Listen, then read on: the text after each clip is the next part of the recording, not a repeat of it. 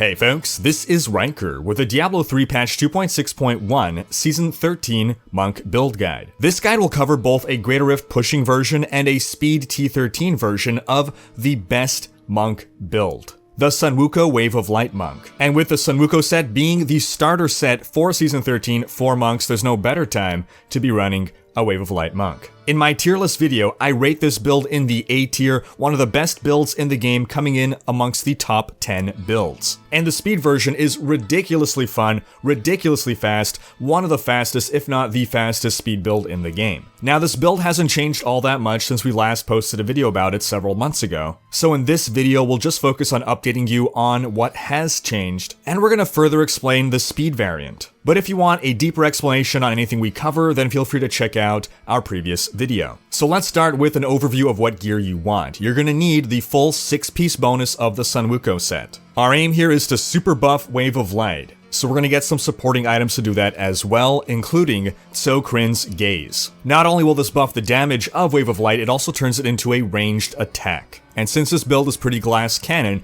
we do want to keep our distance. We'll also want Pinto's Pride to further boost our damage. Pinto's Pride is also going to apply a slow effect, which will trigger our Bane of the Trapped gem. What we're presenting here is the generator variant of the Wave of Light Monk. There's also an Epiphany variant that does not use a generator and would not use Focus and Restraint. We'll briefly talk about that later on in the video. Next, to maximize our damage, we'll want the Witching Hour. But if you're having trouble maintaining your stacks, you could go with a Kiyoshiro's Soul. That makes the build a lot easier to run, but you are sacrificing damage. Next, we want the Crudest Boots. We don't have any better boot option here, and this is going to help us manage our resource because we're going to be very resource thirsty. Next, we need Kiyoshiro's Blade. Again, big buff to Wave of Light damage. Then we want Vengeful Wind. This gives us more Sweeping Wind stacks, and we want to have a full 10 stacks of Sweeping Wind, because more stacks means more damage. That's our Sunwuko bonus. In our cube for a weapon, we want the Incense Torch of the Grand Temple. Again, more damage, but also resource cost reduction for Wave of Light. For our armor slot, we're going to go with the Spirit Guards to give us some damage reduction. Again, this is only if you have the generator variant. And then lastly, we need a Ring of Royal Grandeur because we are sacrificing the Helm of Sunwuko in order to fit in a Tsokrin's Gaze. We'll revisit the gear in a bit, but now let's take a look at the skills. For our generator, you have a couple choices here. One option is Crippling Wave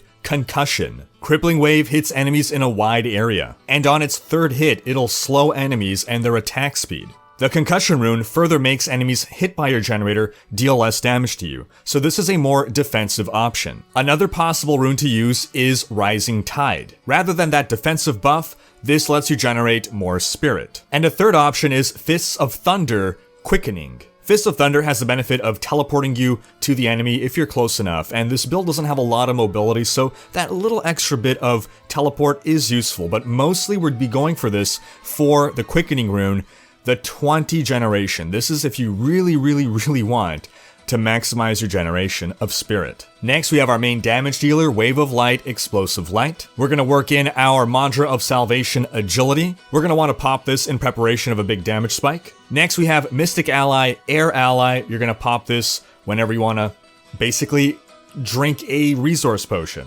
Next, we're going to want Sweeping Wind, Inner Storm. Inner Storm gives us more resource generation. We're going to want to try to always stay at 10 stacks of Sweeping Wind. If you see you're about to fall off, then just pop Sweeping Wind again, and hopefully you have the resource left to do that. If you lose your stacks, it can take a little while to build them back up again. Next, we're taking Dashing Strike, Blinding Speed. Dashing Strike is our mobility power, and Blinding Speed gives us another defensive buff. For our passives, we're taking Seize the Initiative. More attack speed helps us deal damage quicker. We're taking Harmony. This is more toughness, and because of this, we're going to want to try to squeeze in a secondary resistance wherever we can. We're going to take the Guardian's Path as another defensive buff, and we're going to take Near-Death Experience as an extra life. Now, one thing to note with the playstyle, you're going to want to attack the air if you have to, just to maintain the toughness buff of your Spirit Guards. You don't need to hit an enemy in order to maintain that toughness buff. In order to trigger your Focus and Restraint, you will need to strike an enemy, but before engaging into combat, just punch the air real quick.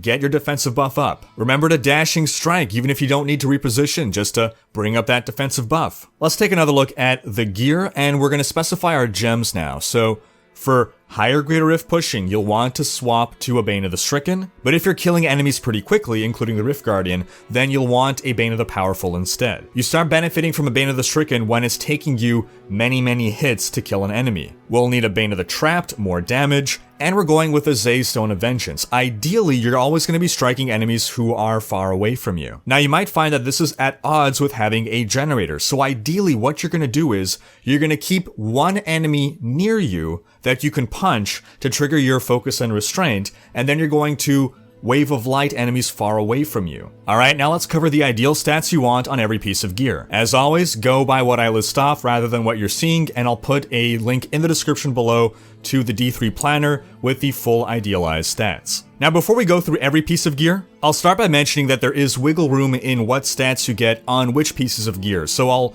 mention the important ones that you want to get and where you can get them. So life per hit. You want life per hit on one weapon and then one other source, be it your other weapon, be it your helm, or be it your bracers. Weapons give you more life per hit than other sources, and if you just get life per hit on your bracers and helm, for instance, you'll find you don't quite have enough. Next, resource cost reduction. You want resource cost reduction on at least one of your weapons, because again, this can roll higher on your weapons. And then you want it on one or two other sources. If your other source is also a weapon, then definitely stop there. And the other two places you can get it is shoulders and gloves. Onto cooldown. You'll want cooldown minimum at least on one weapon or on two other sources, which would ideally be your shoulders and gloves. You could get more cooldown if you want, but the minimum you'll want is, again, either the weapon or the shoulders and gloves. And then lastly, area damage. You want area damage on at least one weapon, and then at least one other source, be it weapon, gloves, or shoulder. So bearing that in mind, we'll go over a sample of what you can get, as well as the other ideal stats you want on every piece of gear. For your shoulders, you'll want Dex, Vitality, All Resist, Resource Cost Reduction. For your helm, Dex, Vitality,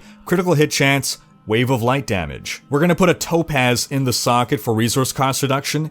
If you really want, you can go with a diamond for cooldown reduction, but you're probably better off with the topaz. For your amulet, fire, crit. For your chest, dex, vitality, then another defensive stat, could be life percent, could be reduced damage from elites. For your bracers, fire, dex, vitality, crit chance. For your belt, dex, vitality, attack speed, crit damage. For your pants, dex, vitality, armor. For your boots, dex, vitality, all resist, wave of light damage. For your rings, focus and restraint, crit, then either dex, or if you have an ancient ring, you can go with raw damage. For your gloves, crit, area damage, resource cost reduction.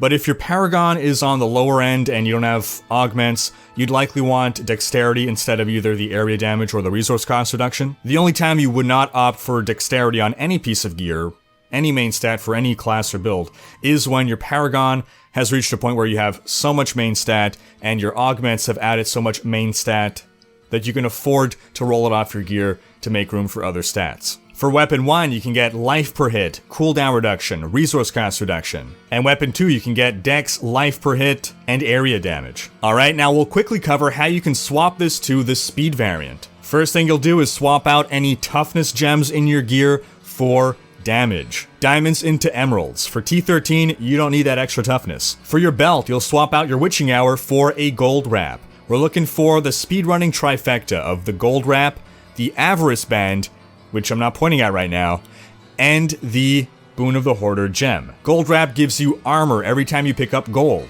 Boon of the Hoarder makes you drop more gold and makes you move faster when you pick up gold. And our avarice band, which ideally you want equipped, the Ring of Royal Grandeur can't get the stats that we would ideally want on it. That increases your pickup radius every time you pick up gold, so you're just gonna vortex in everything on screen. Because we'll have all this toughness, we won't need the spirit guards, so we swap out for nemesis bracers. We're gonna be hunting elites with this build. And with Nems, anytime you click a shrine or pylon, there's another pack. And the reason for that is that we are popping in an Ingam. We're gonna swap out our Kiyoshiro's blade for that. We don't need the extra damage, but getting that massive cooldown every time we kill an elite pack will basically allow us to infinitely dash between elite packs, super fast, super fun. Since we're losing focus and restraint, we're gonna go with a Stone of Jordan, gives us a bit more damage, and in particular more damage to elites, who is the focus of our hunt. For the other gems that we keep, we definitely want a Bane of the Trapped, but then whether you're giving up your Zay Stone of Vengeance or your Bane of the Powerful for a Boon of the Hoarder is kind of up to you,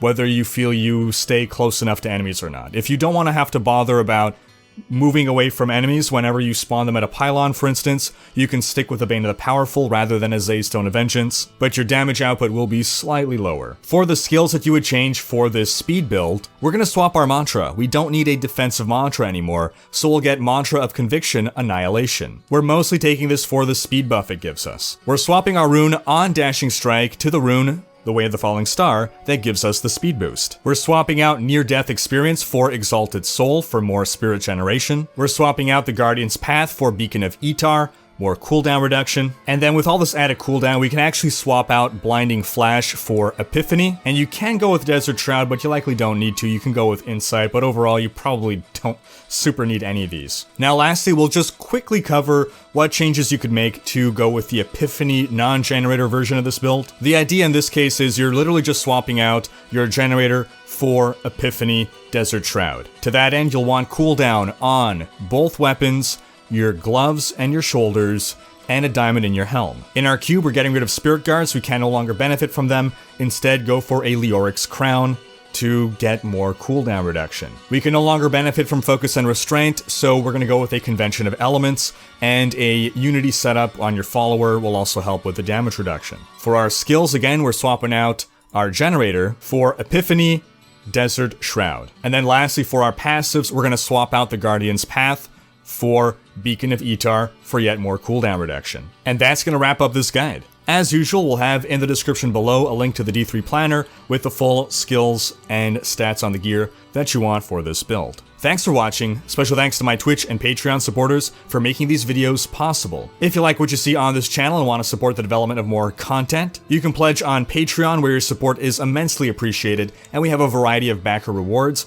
including monthly meetups and behind-the-scenes stuff. If you enjoyed this video, please share it, check out these other videos, and subscribe to join Rhykkers Raiders for more Diablo content.